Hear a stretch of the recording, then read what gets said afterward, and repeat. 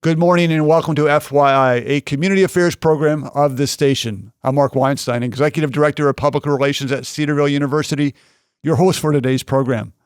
Joining me today is Jason Graham, the Director of Cedarville's one-year-old Physician Assistant Program.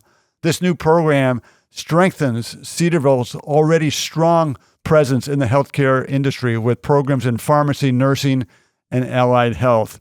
And I encourage you to visit cedarville.edu to learn more about these healthcare programs and especially the PA program. So with that said, let me welcome Jason Graham to today's FYI program. Jason, great to have you. Thanks, Mark. It's good to be here. So as I just mentioned in that introduction, that Cedarville's PA program is 1 year old, but you came to Cedarville several years before that to get this thing started. What is your assessment of the PA program 1 year after it's begun? Yeah, we came here in 2019, just before the pandemic, and it has felt like a roller coaster. Probably 3 times over since we've started. But here a year in, we've got our second cohort of students in place in the seats. Our first cohort of students that started last May are out on rotations right now all across the United States. And we're excited to see what God's doing in our students as well as through our students in their rotations and in their experiences here in the classroom. How many students are in the program right now? We're approved for 30. We have 28 in our students in the didactic year in the classroom, and we have 27 that are on our rotations right now. And there's a future class coming in? We're currently in our admission cycle going through applications, which are really strong this year, and we'll be seating that class come next May. So I will encourage any listener, if you're interested in being a PA from a Christian perspective, absolutely, Cedarville's program is worth looking at. So in the Dayton region, Jason, there are other PA programs that offer good academic programming for PA, but Cedarville's program is distinct because it is solely targeting Christians to teach the PA profession. Why is it important to educate the PA profession from a biblical perspective? Yeah, Mark, it's the only program that I know of right now that is solely training Christian students. Right. There are many other religiously based institutions across the United States, but we're the first and the only right now that is seeking to equip and to disciple the next generation of Christian PAs. And by that discipleship piece, we are really trying to grow a group of students and future professionals who are going to be able to care for their patients, not only from a medical standpoint, not even only from a psychological standpoint, but also even from a spiritual standpoint. We know as Christians, from what we understand from the scriptures, that we're not just autonomous bodies. Right. We actually have spiritual components that oftentimes in the medical field are left unaddressed or not even considered in the process of caring for patients. And so we are seeking to take students who are already thinking from a biblical worldview, or at least coming in with Christian faith, and then wanting to train them to think about medicine from that biblical worldview and how they see their patients more than just simply a problem to be solved, but really an individual to be loved and cared for and then introduced to our Savior, Jesus. Okay, so from a practical perspective, how do you teach and train, or I should say disciple your students? Because that's the core distinctive. It really comes down to the crucible of the educational process. Okay. I was in an educational institution before, right, and the amount of conversation, the depth of relationships that we can have, not only as faculty to student, but from student to student, are just increasingly deep compared to other institutions where I've been, where I've worked at. We just have a common faith that allows us to have conversations much more quickly and much more deeply that really allow us to disciple our students in a different sort of way. We have the ability to pray with our students, not only before classes and before exams, but in the hallway where we're talking with them about an issue that they're facing and being able to just stop and pray with them. To be able to talk about the scriptures as they apply to their situations in life and then start to show them how that can then influence how they care for patients in their lives as well as they go out to start seeing patients. I really like the holistic approach. And absolutely. Because life is more than just a profession. We carry baggage and burdens all day long, sometimes too much. And so what you just outlined is really refreshing, I would think, in the PA profession. Yeah, I mean, there is a lot of talk about holistic care. But when you're talking about holistic care, from a Christian perspective, we obviously have the truth of the scriptures to base our holistic care off of. Right. Whereas much of the secular world is trying to talk about spirituality, but without really the understanding of what it means, or even their own experience with it. Whereas we have the truth of the scriptures to be able to back up what we're saying and what we're doing. It's not that we're out necessarily evangelizing every single patient, every single encounter. We are simply loving people the way Christ would love them, and then trying to open up doors to be able to introduce them to things that may be influencing their life or could influence their life to help them with their health. Right. So I'm talking with Jason Graham from Cedarville University about Cedarville's PA program, and let's go in the area of the program itself. So Jason, is the PA program at Cedarville, now 1 year old, is it fully accredited? Yeah, so we had our first stamp of approval with a site visit back in May of 2022 actually, before we actually even seated students. Okay. And so in the early phases of a program, you have 3 different site visits and application processes that you go through. I'm currently right now finishing up the application for our second visit, which will happen later this fall. But they gave us, in March 2023, the stamp of approval for our initial accreditation step. We'll have one more final step after we graduate our first cohort of students.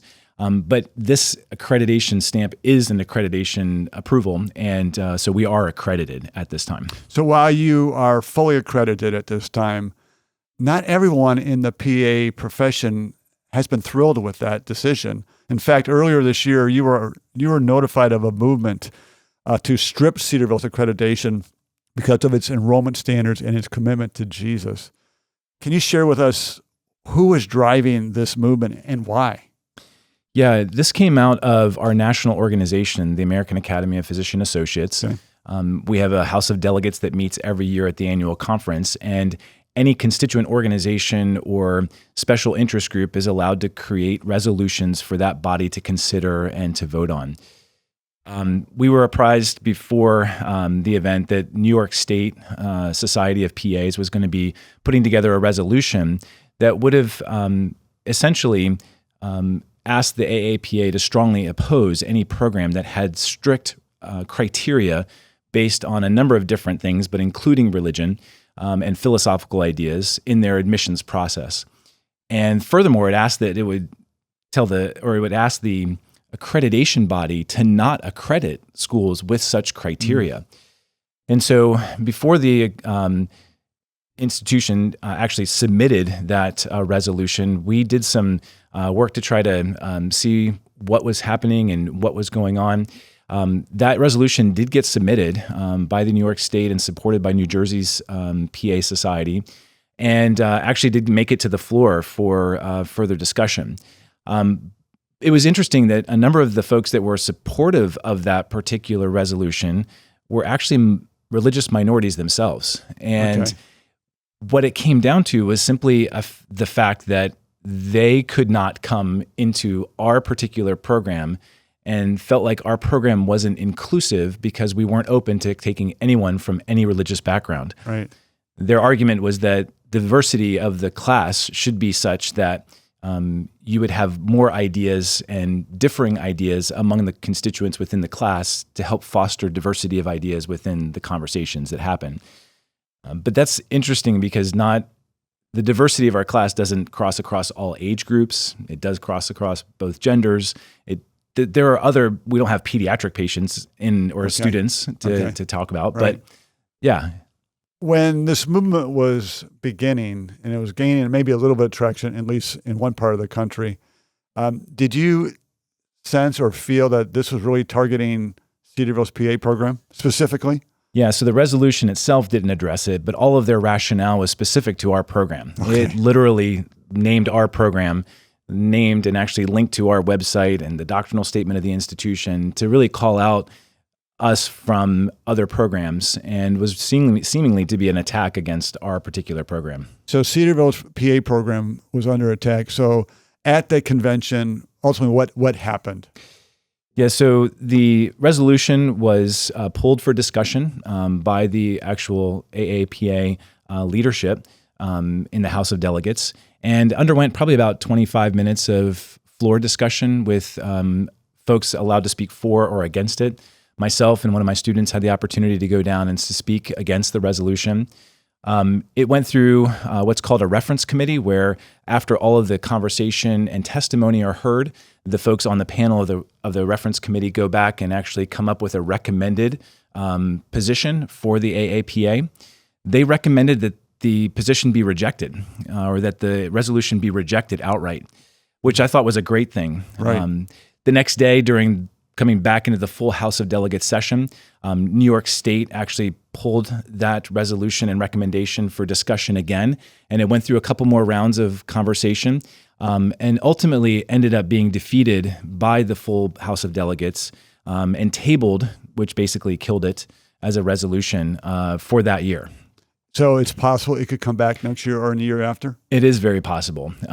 Because the body is not a legal entity, they can make statements of philosophy, they can make statements of position, even if those positions are contrary to law within the United States. I mean, we know that from a legal perspective and from a constitutional perspective, what we're doing here is perfectly acceptable. And in the eyes of God, it's perfectly acceptable. But particularly the AAPA has the ability to make a resolution that they think is important, even if it doesn't line up with current law. Yeah. So as you're listening to this program and you're a follower of Jesus, I encourage you to pray for the Cedarville PA program, not just now, but as it comes to mind down the road, because it seems like as Christians, we shouldn't be surprised that we're going to be under attack. Yeah. And this program seems like it's going to be under attack for a while. So we need Christian PAs, and this is a great program for them to learn and grow. So I encourage you to pray for the program. So Jason, we're about out of time, but before I close, I recently saw an op-ed in the Washington Times written by Alex McCollum. I believe he's the student who went with you to the conference. And he expressed his support for the importance of Cedarville having a biblically based PA program. Can you briefly explain to his op-ed and the importance of sharing the movement to your accreditation based on Cedarville's Christian convictions and beliefs for the nation? Yeah, so his op-ed was basically about the Imago Dei, the image of God that's included in every single person who's born. And his op-ed was basically saying, sometimes we treat patients like a number. It's just the next person to be seen. And his position was, Cedarville is teaching him, as all of our students, the importance of honoring and loving and caring for the Imago Dei in every single patient that we have an encounter with. And so it was just a great piece to highlight his experience in trying to find a school that aligned with his values and being able to find Cedarville as a school that would be able to teach him from a Christian biblical perspective what it means to care for patients, contrary to the way that many folks approach healthcare, maybe even today. Yeah. It was neat to see the op-ed in the Washington Times. Very important, very well done. So I want to encourage the listeners, though, if you want to see that op-ed, I encourage you to, go to the Washington Times and just search on Alex McCollum or Cedarville, PA. I'm sure you'll find it. Or if you can't find it, send me an email at mweinstein@cedarville.edu, and I'd be happy to send it to you. So that's today's FYI program. I want to thank Jason Grant for joining me today, as well as you, the listener, for spending the past few minutes with us. Please join me next month when I talk with another leader from Cedarville University about the exciting events that are taking place at Cedarville. As you know, Cedarville is a Baptist university with a student enrollment of more than 5,500 undergraduate, graduate, and dual enrollment students. Be sure to visit cedarville.edu to learn more about Cedarville University. That's cedarville.edu. I'm Mark Weinstein. Thanks for listening. Have a blessed day.